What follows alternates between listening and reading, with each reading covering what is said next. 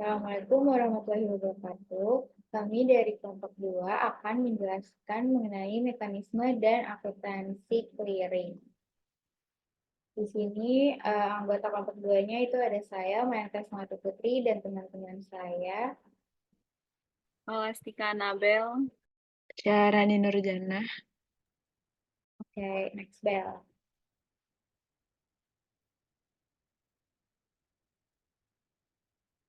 Nah, di sini yang pertama-tama kita akan membahas tentang definisi clearing.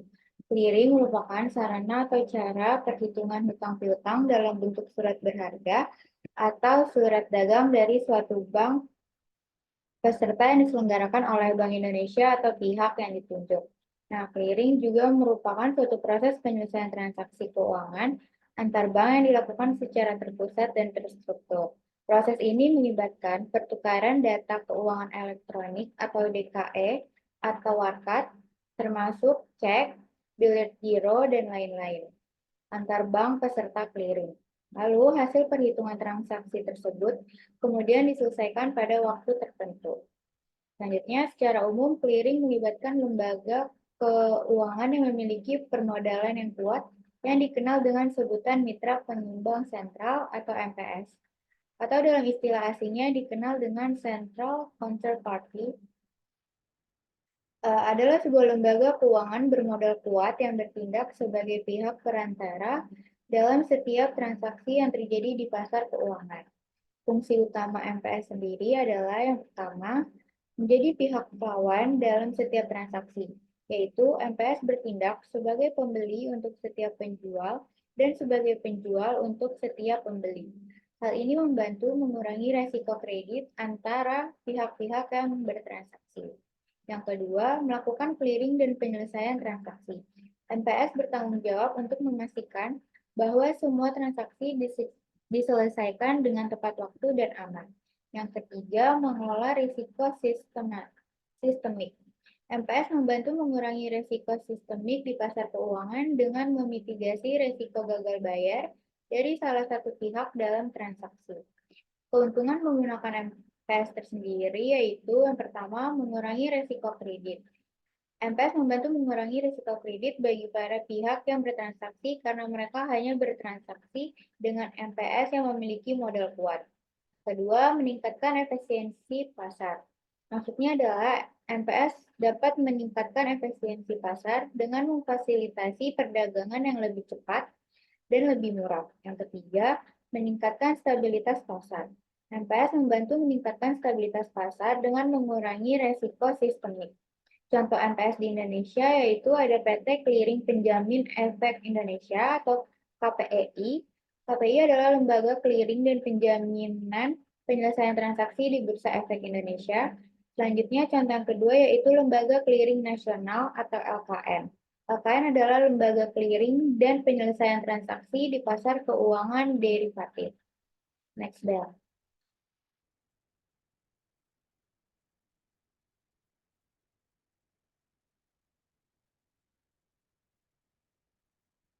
Nah, selanjutnya di sini ada ruang lingkup dari clearing. Pertama, melaksanakan kegiatan clearing atau semua transaksi bursa untuk produk ekuitas, derivatif, dan obligasi pada bursa efek di Indonesia. Maksudnya itu produk yang di clearing di sini di ekuitas contohnya adalah semua saham yang diperdagangkan di BEI termasuk saham biasa, saham preferen, dan waran. Lalu di derivatif contohnya itu ada kontrak berjangka indeks efek atau KBIE, kontrak opsi saham atau KOS, dan kontrak opsi indeks efek atau KOIE. Lalu untuk obligasi contohnya ada obligasi pemerintah, obligasi korporasi, dan sukuk. Proses penentuan hak dan kewajiban anggota clearing atau apa yang timbul di transaksi bursa merupakan langkah penting dalam penyelesaian transaksi di Bursa Efek Indonesia atau BEI. Proses ini dilakukan oleh Clearing Penjamin Efek Indonesia atau KPEI sebagai lembaga clearing dan penjaminan di BEI. Yang kedua adalah melaksanakan proses penentuan hak dan kewajiban anggota clearing yang timbul di transaksi bursa. Nah, berikut adalah tahapan-tahapan dalam proses penentuan hak dan kewajiban anggota clearing. Yang pertama adalah pencocokan transaksi. KPEI mencocokkan data perdagangan dari setiap AK untuk memastikan kesesuaian harga, jumlah, dan waktu transaksi. Yang kedua adalah proses netting. KPI menghitung posisi bersih setiap AK untuk setiap produk yang diperdagangkan. Posisi bersih ini merupakan hasil pengulangan antara jumlah pembelian dan penjualan suatu produk oleh AK. Yang ketiga, penyelesaian transaksi. KPI menjamin penyelesaian transaksi dengan mentransfer dana dan efek dari AK penjual ke AK pembeli. KPI juga memastikan bahwa AK memiliki dana dan efek yang cukup untuk menyelesaikan transaksi. Yang keempat, penetapan harga dan margin. KPI menetapkan harga penyelesaian untuk setiap produk dan memungut margin dari AK untuk memitigasi resiko gagal bayar. Next, Bel. Selanjutnya di sini ada mekanisme clearing. Mekanisme clearing ini ada dua. Yang pertama adalah clearing penyerahan dan yang kedua adalah clearing pengembalian. Nah, untuk clearing penyerahan itu ada dua warkat berbeda. Yang pertama ada warkat debit keluar atau WDK dan ada warkat debit keluar WDK dan warkat kredit keluar atau WKK. Nah, mekanisme clearing penyerahan tersendiri adalah salah satu metode penyelesaian transaksi di pasar keuangan, khususnya untuk transaksi efek dan derivatif. Mekanisme ini melibatkan pertukaran fisik warkat atau dokumen yang mewakili bukti kepemilikan efek atau derivatif antara pihak-pihak yang bertransaksi. Nah, WDK di sini disertakan oleh nasabah suatu bank untuk keuntungan rekening nasabah tersebut. Atau WDK adalah warkat yang diserahkan oleh nasabah kepada banknya untuk ditagihkan ke bank lain atas nama nasabah tersebut. WDK digunakan untuk mentransfer dana dari rekening nasabah di bank pengirim ke rekening nasabah di bank penerima. Ciri-ciri WDK yang pertama dibuat oleh nasabah dan ditunjukkan kepada banknya. Yang kedua, berisi instruksi untuk menagihkan dana ke bank lain. Yang ketiga, mencantumkan informasi seperti nama dan nomor rekening nasabah pengirim dan penerima, jumlah dana, serta tanggal transaksi. Contoh penggunaan WDK ini bisa untuk pembayaran tagihan, transfer dana ke rekening lain, dan pembayaran gaji karyawan.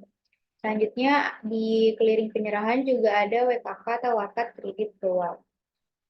Yaitu pembebanan ke rekening nasabah yang menyertakan untuk keuntungan rekening nasabah lain.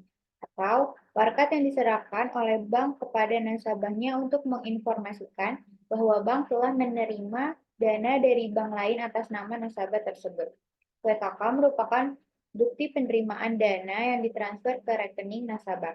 Ciri-ciri WKK itu yang pertama dibuat oleh bank dan ditunjukkan kepada nasabahnya. Yang kedua, berisi informasi seperti nama dan nomor rekening nasabah, jumlah dana, tanggal transaksi, dan nomor warkat debit keluar terkait. Selanjutnya, untuk contoh penggunaan WKK, itu ada penerimaan pembayaran tagihan, penerimaan transfer dana dari rekening lain, dan penerimaan gaji karyawan. Nah, untuk clearing pengembalian, yang pertama ada warkat debit masuk atau WDM. Yaitu warkat yang diserahkan oleh peserta lain atas beban nasabah bank yang menerima warkat. Atau warkat yang diserahkan oleh bank lain kepada bank kita atas nama nasabah kita. WDM digunakan untuk menagihkan dana dari rekening nasabah di bank kita ke rekening nasabah di bank lain. Ciri-ciri WDM yang pertama, dibuat oleh bank lain dan ditunjukkan kepada bank kita. Yang kedua, berisi instruksi untuk menagihkan dana dari rekening nasabah di bank kita. Yang ketiga, mencantumkan informasi seperti nama dan nomor rekening nasabah pengirim dan penerima, jumlah dana, dan tanggal transaksi.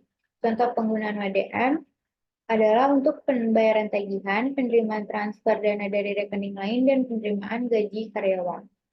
Lalu yang kedua untuk clearing pengembalian yaitu ada warkat kredit masuk atau WKM.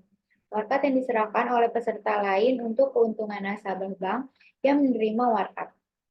Atau warkat yang diserahkan oleh bank kepada nasabahnya untuk menginformasikan bahwa bank telah mentransfer dana ke bank lain atas nama nasabah tersebut. WKM merupakan bukti pengeluaran dana yang ditransfer dari rekening nasabah. Ciri-ciri WKM yang pertama, dibuat oleh bank dan ditunjukkan kepada nasabahnya, lalu sama seperti WDM, Dia juga berisikan informasi seperti nama dan nomor rekening nasabah, jumlah dana, tanggal transaksi, dan nomor warkat debit masuk terkait. Lalu contoh penggunaannya juga sama, yaitu untuk pembayaran tagihan, transfer dana ke rekening lain, dan pembayaran gaji karyawan. Next bell.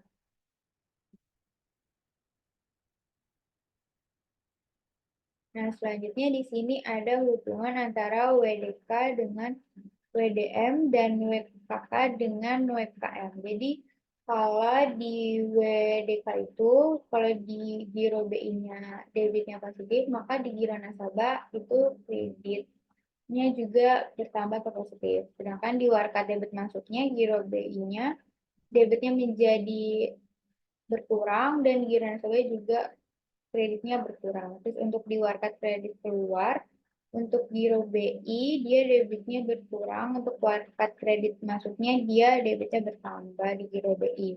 Lalu untuk giro nasabahnya di warkat kredit keluar kredit, dia kredit atau berkurang, terus di warkat kredit masuknya giro nasabahnya itu kreditnya bertambah. Next dong.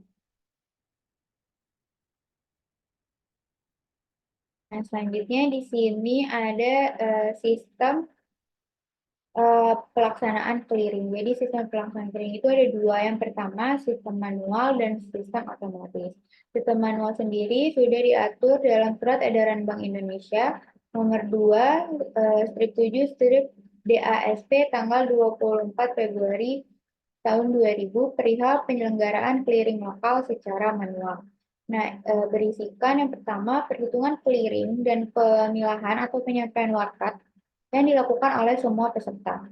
Yang kedua, pembuatan dan pencocokan rincian daftar warkat clearing, penyusunan neraca clearing, serta pembuatan bilet saldo clearing yang dilakukan oleh peserta. Lalu yang ketiga, penyusunan neraca clearing.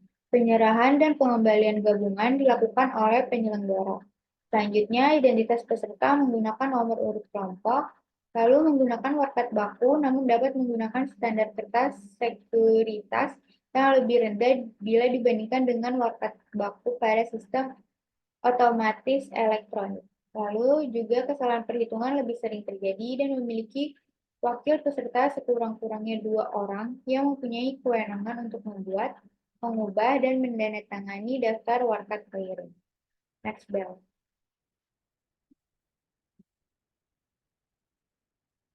Selanjutnya di sini ada clearing otomatis. Nah, berbeda dengan clearing manual, clearing otomatis adalah terjadinya pertukaran data secara elektronik melalui mesin pemrosesan dengan mesin dalam bentuk standar yang telah diformat terlebih dahulu. Clearing otomatis ini berfungsi untuk mempermudah cara pembayaran dalam upaya memperlancar transaksi perekonomian dengan perantaraan perbankan atau bank peserta clearing dan Bank Indonesia yang bertindak sebagai penyelenggara clearing. Jadi kesimpulan perbedaan dari clearing manual dengan clearing otomatis yang pertama dari aspek proses. Untuk clearing manual dia bersifat manual dan untuk clearing otomatis dia bersifat otomatis. Lalu untuk aspek warkat, untuk clearing manual itu secara fisik dan clearing otomatis itu secara elektronik. Dalam aspek kecepatan, clearing manual cenderung lebih lambat dibandingkan dengan clearing otomatis yang cenderung lebih cepat. Lalu untuk aspek risiko kesalahan, clearing manual mempunyai risiko kesalahan yang lebih tinggi dibanding dengan clearing otomatis yang mempunyai risiko kesalahan yang rendah. Untuk aspek biaya, clearing manual mempunyai biaya yang lebih mahal dibandingkan dengan clearing otomatis yang bersifat lebih murah. Lalu untuk aspek kompleksitas, clearing manual bersifat lebih sederhana dibandingkan clearing otomatis yang lebih kompleks. Lalu untuk aspek risiko gangguan sistem, clearing manual bersifat lebih rendah dalam risiko gangguan sistem berbeda dengan clearing otomatis yang mempunyai risiko gangguan sistem yang tinggi. Selanjutnya akan dijelaskan oleh teman saya sekolah.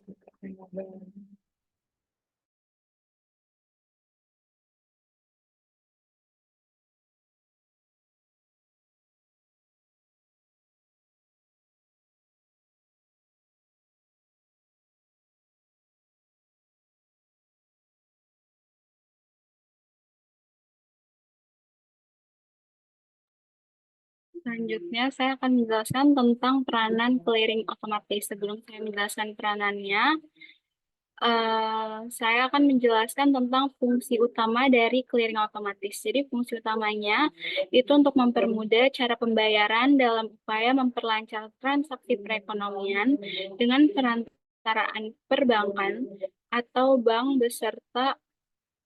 peserta clearing dan Bank Indonesia yang bertindak sebagai penyelenggara clearing.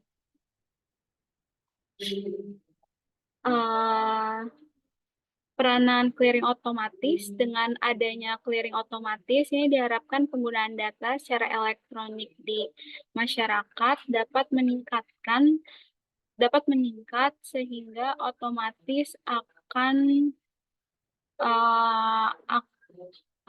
akan meningkat simpanan dana masyarakat di bank yang dapat dipergunakan oleh bank untuk membiayai sektor-sektor produktif di masyarakat. Bank Indonesia mengeluarkan sistem clearing elektronik atau SKE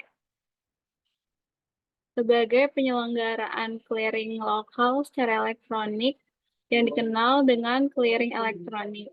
Diselenggarakan dengan memperhitungkan dan pembuatan bilet saldo clearing didasarkan pada data keuangan elektronik disertai dengan penyampaian warkat peserta kepada penyelenggara untuk diteruskan kepada peserta penerima.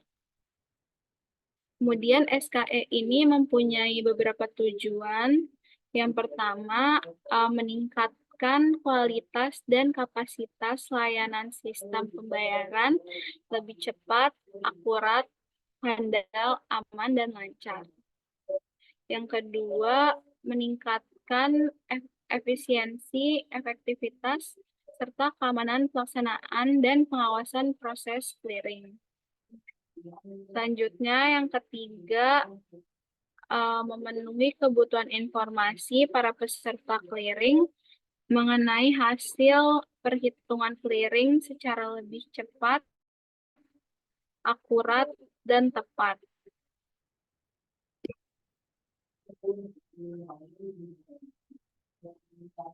Selanjutnya di sini ada sistem clearing. Jadi sistem clearing menurut Latu Marisa 2011 saat ini penyelenggaraan clearing itu dilakukan dengan menggunakan 4 macam sistem clearing. Yang pertama itu ada clearing manual. Jadi clearing manual itu adalah proses clearing yang dilakukan dengan menghadirkan petugas clearing di suatu tempat yang disediakan oleh penyelenggara clearing dan melakukan pertukaran warkat-warkat clearing secara manual.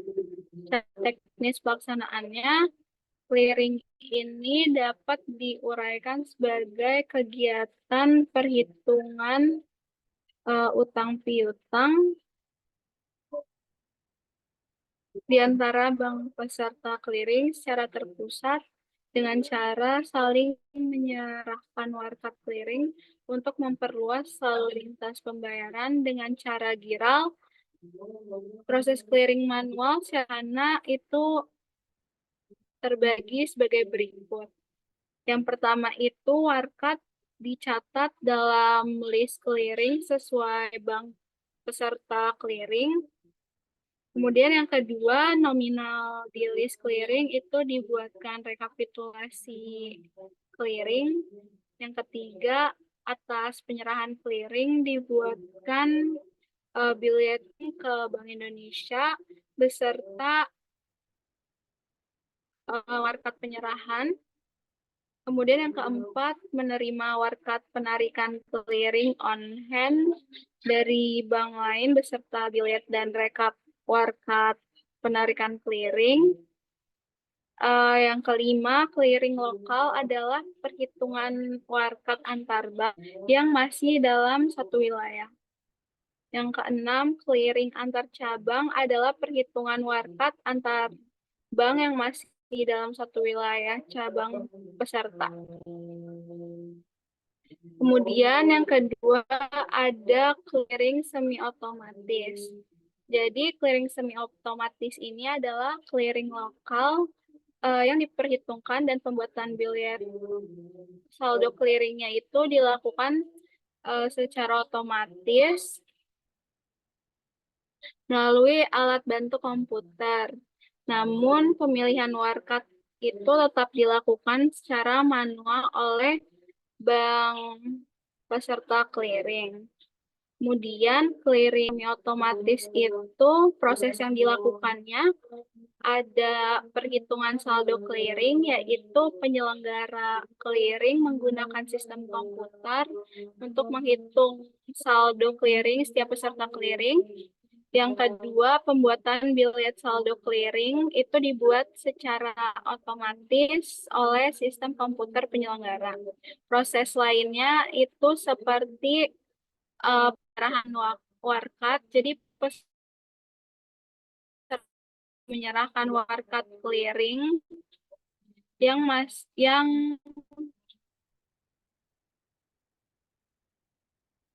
secara fisik kepada penyelenggara clearing. Yang kedua itu pemilahan warkat. Jadi penyelenggara clearing masih harus melakukan pemilahan warkat secara manual.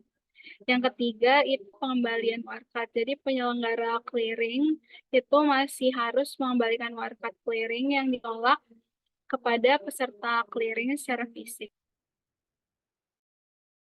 Kemudian ada tujuan clearing semi otomatis. Yang pertama itu meningkatkan efisiensi proses clearing. Jadi dengan mengotomatisasi beberapa proses tadi diharapkan waktu yang dibutuhkan untuk menyelesaikan proses clearing itu dapat dipersingkat. Kemudian yang kedua, meminimalisasi resiko kesalahan. Jadi dengan menggunakan sistem komputer diharapkan resiko kesalahan dalam proses clearing itu dapat diminimalisasi. Kemudian ada keuntungan clearing semi otomatis. Yang pertama, lebih efisien dibanding dengan clearing manual, karena waktu yang dibutuhkan untuk menyelesaikan proses clearingnya itu lebih singkat. Yang kedua, lebih akurat dibandingkan dengan clearing manual. Jadi resiko kesalahan dalam proses clearing lebih kecil. Yang ketiga, lebih aman dibandingkan dengan clearing manual.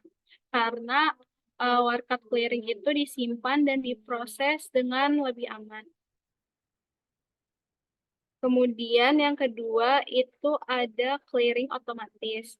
Jadi clearing otomatis adalah clearing yang dalam pelaksanaan perhitungan dan pembuatan bilet saldo clearing itu didasarkan pada data keuangan otomatis disertai dengan penyampaian warkat peserta kepada penyelenggara untuk diteruskan kepada peserta penerima. Clearing elektronik dapat dikelompokkan menjadi dua. Yang pertama, siklus clearing nominal besar. Jadi untuk siklus clearing nominal besar itu clearing ini warkat yang nilainya 100 juta ke atas dan dilaksanakan melalui BI Real Time Gross Settlement System atau BI RTGS. Kemudian clearing ini terdiri atas dua kegiatan pada yang sama, yaitu clearing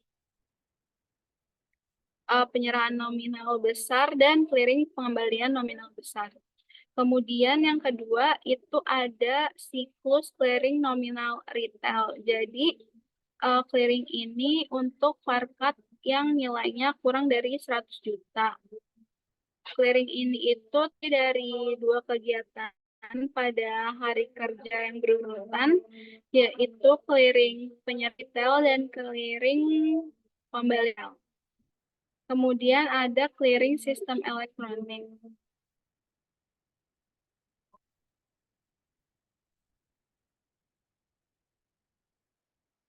Jadi untuk clearing sistem elektronik itu sebuah sistem clearing yang terkomputerisasi dan terkoneksi secara online antar bank peserta. Sistem ini memungkinkan pertukaran data keuangan elektronik antar bank secara aman, efisien, dan real time. Nah, manfaat dari clearing sistem elektronik ini meningkatkan efisiensi. Jadi proses clearing menjadi lebih cepat dan mudah karena dilakukan secara elektronik. Yang kedua, meminimalkan risiko kesalahan. Jadi risiko kesalahan dalam proses clearing menjadi lebih kecil karena data yang diproses secara komputerisasi. Yang ketiga, itu meningkatkan keamanan di sistem clearing sistem elektronik ini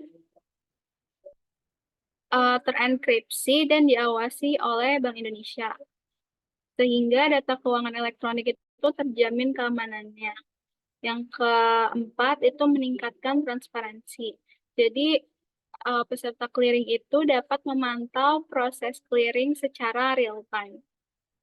Untuk proses clearing sistem elektronik, itu ada 5 tahap. Yang pertama, penyerahan data keuangan elektronik atau DFE. Jadi bank peserta clearing itu menyerahkan DFE kepada penyelenggara clearing sistem elektronik. Kemudian validasi DFE atau data keuangan elektronik. Jadi penyelenggara KSEL itu memvalidasi DFE yang diserahkan oleh bank peserta clearing. Yang ketiga, perhitungan saldo clearing. Jadi, penyelenggara KSEL ini menghitung saldo clearing setiap bank peserta clearing, penyelesaian transaksi. Selanjutnya, penyelesaian transaksi. Jadi, penyelenggaraan KSEL ini melakukan penyelesaian transaksi clearing antar bank peserta clearing. Yang kelima, ada pengembalian DFE, itu penyelenggara KSEL itu mengembalikan DFE yang ditolak kepada bank peserta clearing.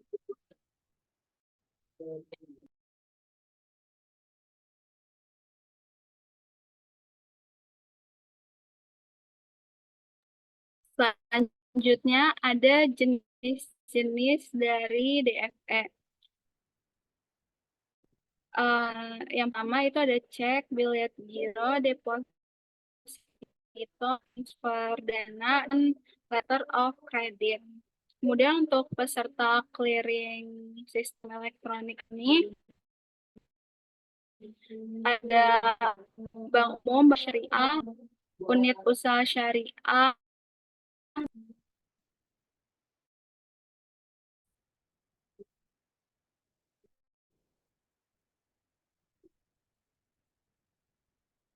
jadi di sini dapat dan clearing sistem otomatis. Jadi untuk jenis datanya, kalau clearing sistem elektronik itu menggunakan data keuangan elektronik atau DFE, sedangkan atau menggunakan fisik, cek, biliet giro,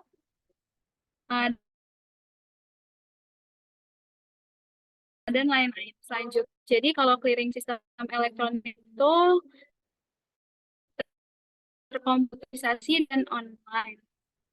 Kalau clearing sistem otomatis itu masih menggunakan manual fisik. Kalau validasi datanya, kalau clearing sistem elektronik itu dilakukan oleh penyelenggara clearing sistem elektronik. Kalau validasi data dari clearing sistem otomatis itu dilakukan oleh petugas clearing. Kemudian untuk perhitungan saldo clearing itu kalau KL dilakukan secara otomatis, kalau KSO itu dilakukan secara manual. Kalau penyelesaian transaksi di KSEL itu dilakukan secara real time. Kalau di KSO itu dilakukan pada waktu. Kemudian kembalian DFE atau warkat itu pada KS Pada KSEL itu dilakukan secara elektronik, pada KSO itu dilakukan secara fisik. Nah, untuk ketersediaan itu untuk KSEL itu tersedia terus kalau ketersediaan dari KSEL itu sesuai jam kerjanya clearing. Untuk biayanya lebih mahal KSEL dibanding dengan KSO. Kemudian di sini ada alat bantu proses perhitungan clearing. Jadi alat bantunya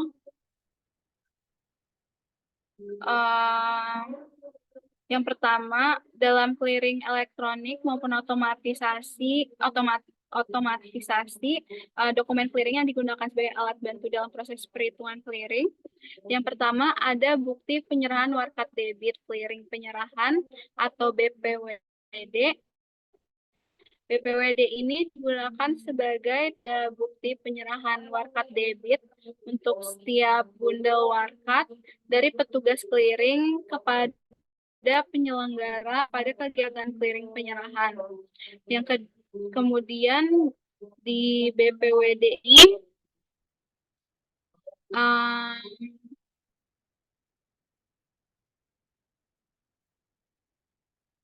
di BPWD ini fungsinya yang pertama sebagai bukti penyerahan, yang kedua bukti penyerahan. Jadi BPWD ini menjadi bukti yang sah bahwa para peserta clearing itu telah menyerahkan warkat debit kepada penyelenggara clearing. Yang kedua, informasi transaksi. Jadi BPWD ini memuat informasi penting terkait transaksi clearing seperti tanggal clearing, nama peserta clearing, jumlah warkat, dan total nilai transaksi. Kemudian yang ketiga, dasar penyelesaian transaksi. Jadi BPWD ini menjadi dasar bagi penyelenggara clearing untuk melakukan penyelesaian clearing debit. Nah, untuk bentuk BPWD sendiri itu, BPWD ini umumnya dibuat rangkap dua dengan kertas karbon. Lembar pertama itu diserahkan pada penyelenggara clearing sebagai bukti penyerahan. Sedangkan lembar kedua ini disimpan oleh peserta clearing sebagai arsip. Untuk penerbitan BPWD ini diterbitkan oleh peserta clearing setelah proses clearing debit selesai. Untuk penyimpanan BPWD ini disimpan oleh peserta clearing dan penyelenggara clearing sebagai arsip selama jangka waktu tertentu sesuai dengan ketentuan yang berlaku. Kemudian ada informasi yang terdapat pada BPWD itu seperti tanggal clearing, itu tanggal pelaksanaan clearing debitnya, terus yang kedua nama peserta clearing, terus kode clearing, jumlah warkat, total nilai transaksi, dan tanda tangan dan juga paraf. Yang kedua itu ada BPWK atau bukti penyerahan warkat kredit clearing penyerahan. Jadi BPWK sendiri itu digunakan sebagai tanda bukti penyerahan warkat kredit untuk setiap bundle warkat dari petugas clearing sebagai penyelenggara pada kegiatan clearing penyerahan. Jadi untuk BPWK ini fungsinya bukti penyerahan, jadi menjadi bukti yang sah bahwa telah menyerahkan warkat kredit, terus informasi transaksi, dan dasar penyelesaian transaksi. Untuk bentuk BPWK itu dibuat rangkap dua dan menggunakan kertas karbon. Jadi pertama itu diserahkan pada penyelenggara sebagai penyerahan, sedangkan lembar kedua itu disimpan oleh peserta clearing sebagai arsip. Kemudian untuk informasi yang terdapat pada BPWK itu sama kayak BPWD. Penerbitan BPWK ini oleh peserta clearing setelah proses clearing kredit selesai. BPWK ini juga disimpan oleh peserta clearing dan penyelenggara clearing sebagai arsip selama jangka waktu tertentu. Kemudian yang ketiga ada lembar substitusi. lembar substitusi ini digunakan dalam clearing penyerahan sebagai tempat menempelkan bukti penjumlahan atau at least nominal warkat yang diserahkan kepada penyelenggara. Pada lembar substitusi ini dicantumkan jumlah nominal yang sama dengan nama penjumlahan seluruh warkat pada bundle dari warkat yang bersangkutan. Jadi untuk lembar substitusi ini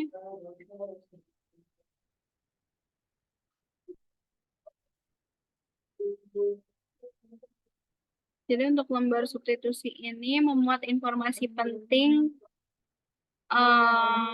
yaitu tanggal transaksi, yaitu tanggal pelaksanaan clearing, nama peserta clearing, yaitu nama bank atau lembaga keuangan yang menyerahkan lembar substitusi. Kemudian ada kode clearing, nomor warkat, tanggal warkat, jumlah nominal, nama bank tertarik, itu nama bank yang akan menerima pembayaran, ada nama penerima, yaitu nama penerima pembayaran, kemudian ada tanda tangan dan para. Lembar substitusi ini digunakan dalam beberapa situasi, antara lain ketika warkat asli itu tidak tersedia. Jadi jika warkat asli itu hilang atau rusak, peserta clearing itu dapat menggunakan lembar substitusi untuk menggantikannya. Kemudian yang kedua, ketika warkat asli itu tidak memenuhi persyaratan. Jika warkat asli tidak memenuhi persyaratan clearing, maka peserta clearing dapat menggunakan lembar substitusi untuk menggantinya. Contoh yang tidak memenuhi persyaratan clearing itu kayak tidak lengkap atau ditandatangani itu tidak benar. Kemudian yang ketiga, fungsinya itu untuk meningkatkan efisiensi. Jadi penggunaan lembar substitusi ini dapat meningkatkan efisiensi proses clearing karena jumlah warkat yang harus diproses menjadi lebih sedikit. Kemudian lembar substitusi ini umumnya dibuat rangkap 2 dengan menggunakan kertas karbon. Jadi lembar pertama itu diserahkan kepada penyelenggara clearing sebagai bukti penyerahan, sedangkan lembar kedua itu disimpan oleh peserta clearing. Kemudian penyelenggara clearing itu akan memverifikasi informasi pada lembar substitusi dengan informasi pada warkat asli. Jadi jika informasi pada lembar substitusi ini valid, penyelenggara clearing akan memproses warkat tersebut.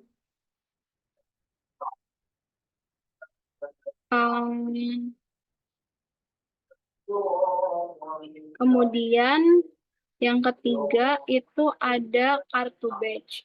Jadi kartu badge ini merupakan sarana untuk mengetahui jumlah keseluruhan nominal bundle warkat dari masing-masing peserta dan sebagai sarana kontrol dalam proses clearing. Jadi kartu badge ini memuat informasi yaitu tanggal clearing, nama peserta clearing, kode clearing, jumlah warkat, kemudian total nilai transaksi, dan tanda tangan juga para. Kemudian kartu badge ini digunakan untuk yang pertama membantu penyelenggara clearing dalam mengidentifikasi dan memverifikasi warkat-warkat yang diserahkan oleh peserta clearing. Kemudian yang kedua membantu penyelenggara clearing dalam menghitung total nilai transaksi clearing. Yang ketiga membantu peserta clearing dalam melacak status warkat-warkat yang diserahkan. Kartu badge ini juga sama, umumnya itu dibuat rangkap 2 dengan menggunakan kertas karbon. Jadi lembar pertama itu diserahkan kepada penyelenggara clearing sebagai bukti penyerahan, sedangkan lembar kedua itu disimpan oleh peserta clearing sebagai arsip. Kemudian informasi yang terdapat dalam kartu badge ini dapat berbeda-beda tergantung pada penyelenggara clearing. Kemudian yang terakhir itu ada bukti penyerahan rekaman warkat clearing, pengembalian atau BPR WKP.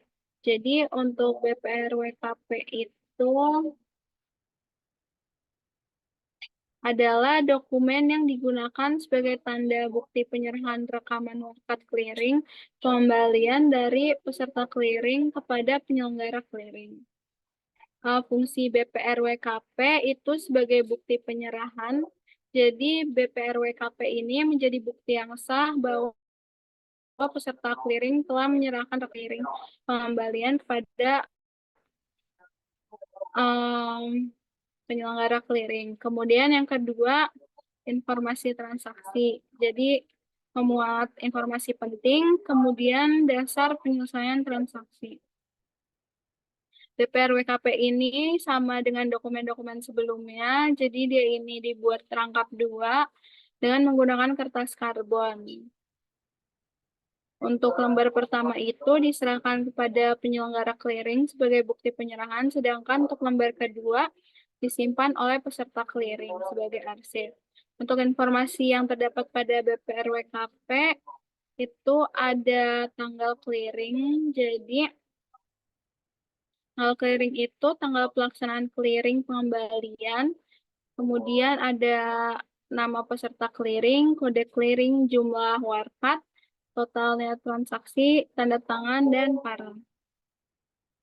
BPRWKP itu diterbitkan oleh peserta clearing setelah proses clearing pengembalian selesai.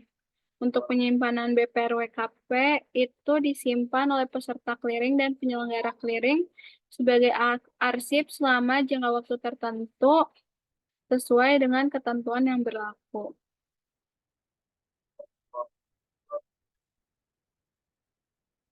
Kemudian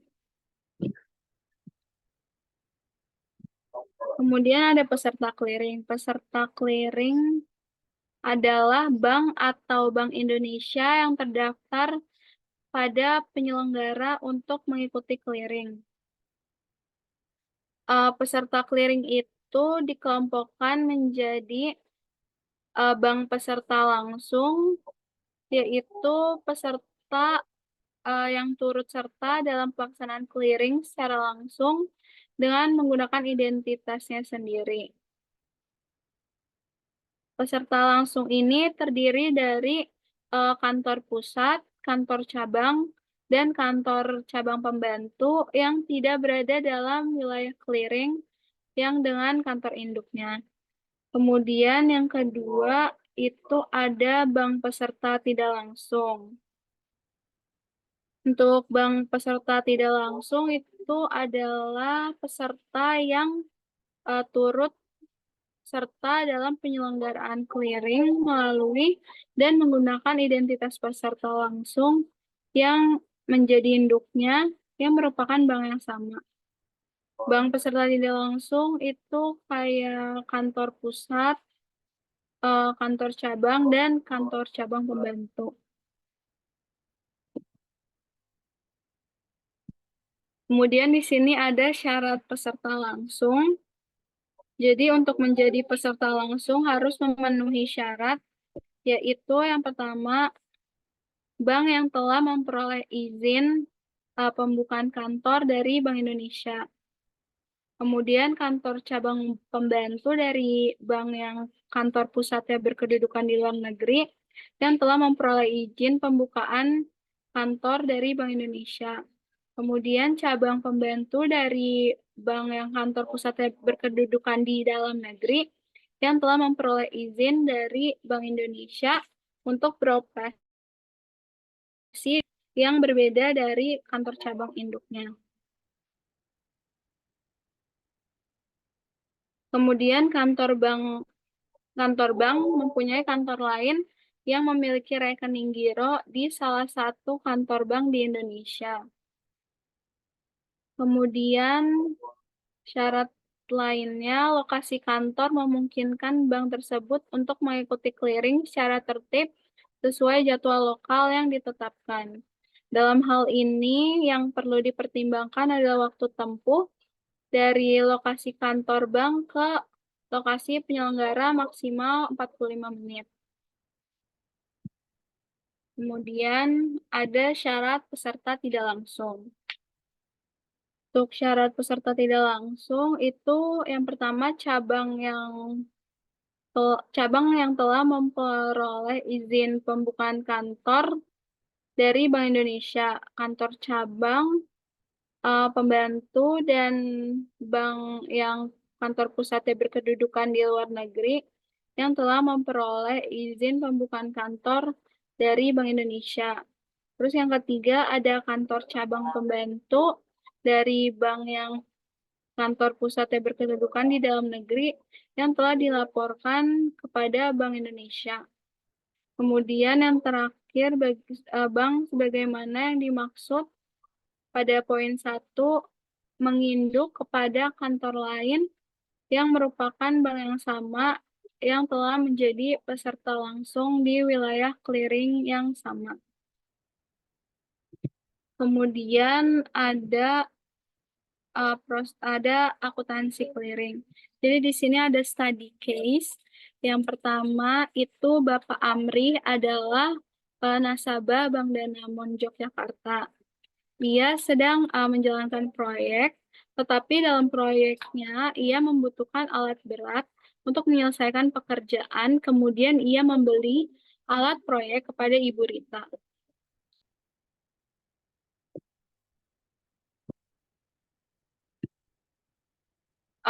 Yang membeli merupakan nasabah Bank CIMB Yogyakarta. Dia membeli senilai 20 juta. Bapak Amri itu membayar dengan cek Bank Danamon Jogja. Jadi untuk pencatatan di CIMB, yaitu Ibu Rita, untuk transaksi ini dia mendapatkan Giro Bank Indonesia di debit, kemudian Warkat WDK di kredit. Nah, kenapa Warkat WDK? Jadi, Warkat WDK itu adalah warkat yang disetorkan oleh nasabah suatu bank untuk keuntungan rekening nasabah tersebut.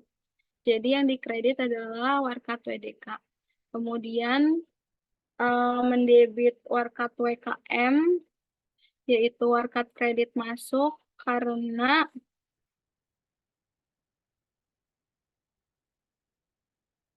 warkat kredit masuk adalah warkat yang diserahkan oleh peserta lain untuk keuntungan nasabah bank yang menerima warkat. Kepada kreditnya rekening giro Ibu Rita sebesar 20 juta. Kemudian untuk jurnal di Bank Danamon, kemudian untuk jurnal Bank Danamon itu giro Bapak Amri di debit, kemudian giro Bank Indonesia di kredit.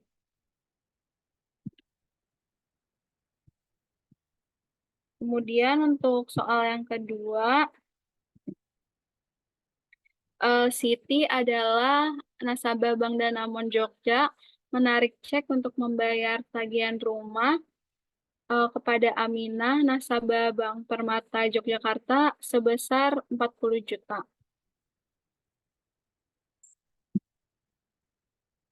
Jadi untuk Bank Danamon punya Siti itu dia mendebit rekening giro Siti, kemudian mengkredit giro Bank Indonesia. Kemudian Bank Permata, jurnal Bank Permata yaitu banknya Aminah, itu mendebit giro Bank Indonesia, kemudian mengkredit Warkat WDK sebesar 40 juta, kemudian mendebit Warkat WKM, dan mengkredit rekening giro Aminah sebesar 40 juta.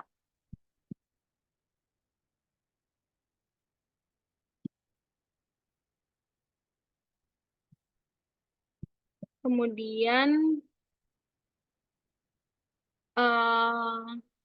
Gani menyerahkan cek kepada Bank Permata Yogyakarta untuk rekening giro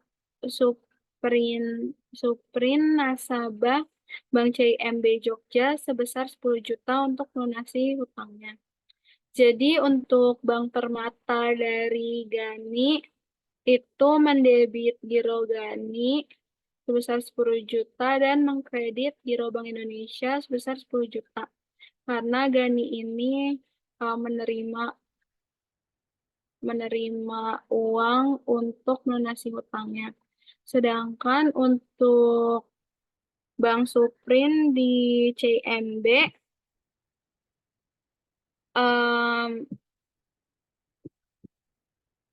mendebit giro Bank Indonesia dan mengkredit Warkat WDK sebesar 10 juta. Kemudian mendebit Warkat WKM sebesar 10 juta dan rekening giro Suprinnya berkurang karena sudah masuk ke banknya gironya Gani, jadinya berkurang sebesar 10 juta.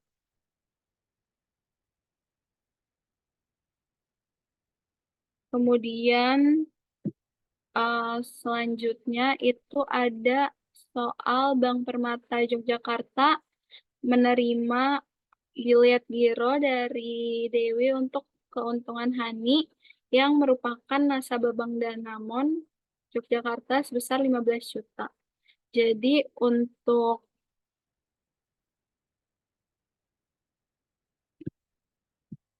Bank Danamonnya sendiri itu mendebit giro Bank Indonesia. Selanjutnya akan dijelaskan oleh Rani.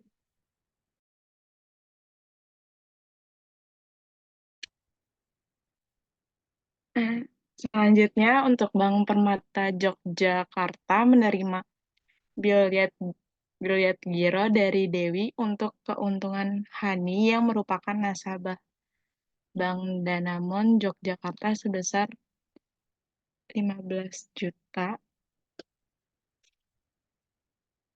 Untuk skema clearingnya itu dari Bank Indonesia, WDM pengembalian atau warkat debit masuk ke bank tertagih yaitu Bank Danamon. Terus untuk ke Bank Permata, Bank Indonesia, warkat debit masuk ke Bank Permata sebagai bank penagih di Danamon di jurnal Giro Bank Indonesia sebesar 15 juta dan warkat WDK atau warkat debit keluarnya 15 juta. Terus untuk warkat WKM-nya itu warkat debit masuk sebesar 15 juta dan rekening giro Dewi 15 juta. Untuk di Bank Permata, rekening giro Hani sebesar 15 juta dan giro Bank Indonesia 15 juta. Kenapa rekening giro Hani di Bank Permata bertambah 15 juta? Karena Hani menerima keuntungan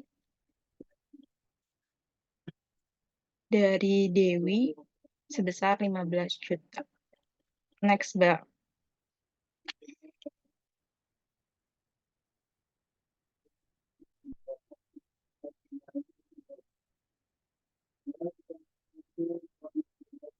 Selanjutnya, Pak Kusir, nasabah Bank Mandiri Yogyakarta, menerima pembayaran gaji karyawan dari Tuan Andi, nasabah Bank BCA Yogyakarta sebesar 40 juta. Untuk skema clearingnya itu dari Bank Indonesia, WDM pengembalian ke bank tertagih BCA itu sebesar 40 juta. Untuk Bank Indonesia ke bank penagih atau WKM, warkat kredit masuk ke Bank Mandiri sebagai bank penagih sebesar 40 juta. Jadi untuk jurnal di Bank Mandiri itu mendebit giro Bank Indonesia sebesar 40 juta dan warkat WDK dikredit sebesar 40 juta. Untuk warkat PKM didebit sebesar 40 juta dan rekening giro Pak Kusir dikredit sebesar 40 juta. Untuk jurnal di BCA itu masuk bertambah rekening giro Andi sebesar 40 juta di debit dan mengkredit giro Bank Indonesia sebesar 40 juta.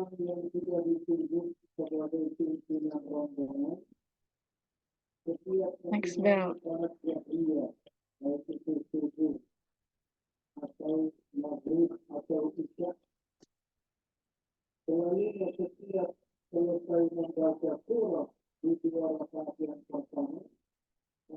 Selanjutnya terdapat neraca keliling untuk Bank Danamon. Neraca.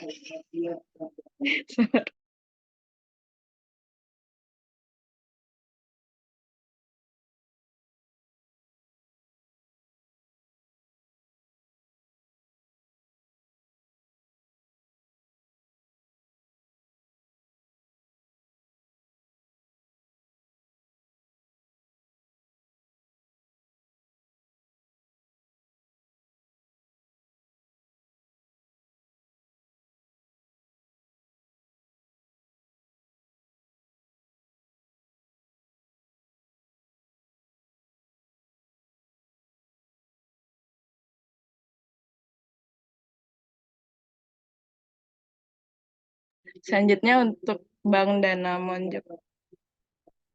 Yogyakarta, neraca clearing untuk keterangan yang D tadi, WKM atau warkat debit masuk yang diserahkan sebesar 15 juta dan yang A untuk WKM atau warkat kredit masuk sebesar 20 juta. Nah, untuk yang B, transaksi yang B, WDM itu masuk sebesar 40 juta. Jadi, karena saldo WKM lebih kecil dari saldo WDM, selisih sebesar 5 juta. Jadi, Bank Danamon Yogyakarta untuk di neraca clearingnya itu kalah clearing sebesar 5 juta. Jadi untuk jumlahnya masing-masing sebesar 40 juta. Next bell.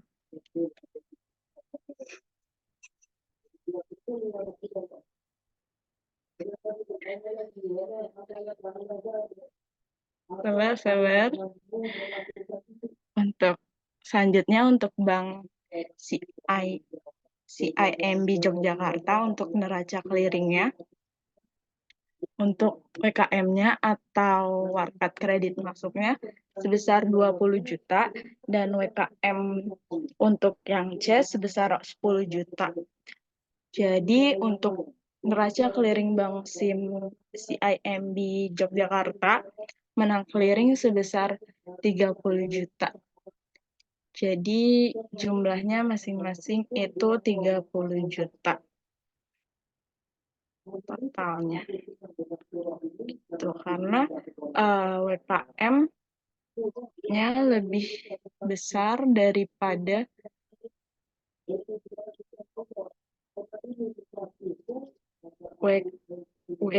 WDM di neraca clearing tersebut.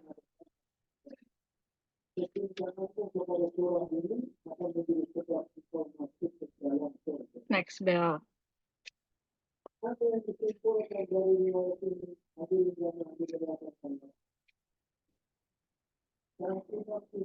Gitu. Selanjutnya untuk neraca clearing di Bank Permata itu untuk transaksi yang B, WKM atau warkat kredit masuk sebesar saldonya sebesar 40 juta. Untuk yang C, PKK atau warkat kredit keluar sebesar 10 juta. Dan yang D, WKK juga sebesar 15 juta. Jadi total WKK-nya itu sebesar 25 juta. Dan untuk yang WKM-nya sebesar 40 juta. Karena WKM-nya WKK-nya lebih kecil daripada jumlah WKM-nya. Jadi Bank Permata menang clearing sebesar 15 juta.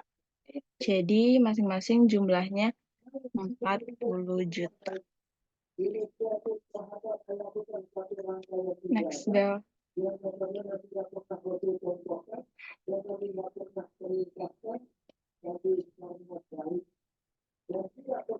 Selanjutnya untuk Bank Mandiri neraca clearingnya itu yang E, WDK atau warkat debit keluar sebesar 40 juta. Jadi Bank Mandiri menang clearing sebesar 40 juta karena di situ dicantumkan WDK ditambah WKM jumlahnya sebesar 40 juta. Stel.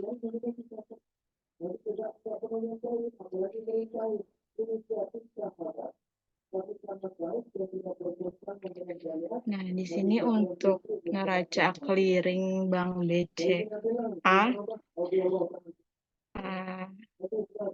di sini Bank BCA mengalami kalah clearing sebesar 40 juta.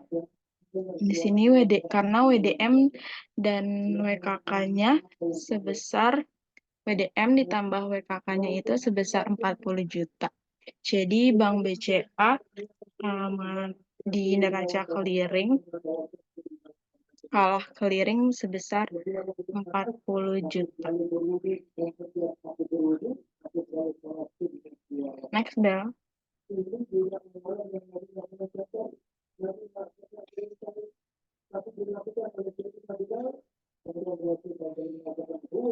Di sini untuk neraca clearing Bank Indonesia, di sini Bank Danamon saldonya sebesar 45 juta, untuk Bank BCA sebesar 40 juta. Jadi bank yang kalah clearing jumlahnya sebesar 85 juta dari Bank Danamon dan BCA. Untuk bank yang menang clearing seperti CIMB saldonya sebesar 30 juta dan Permata 15 juta. Untuk Bank Mandiri sebesar 40 juta. Jadi jumlah bank yang menang clearing itu sebesar 85 juta dari Bank CIMB, Permata, dan Mandiri. Next, Bel.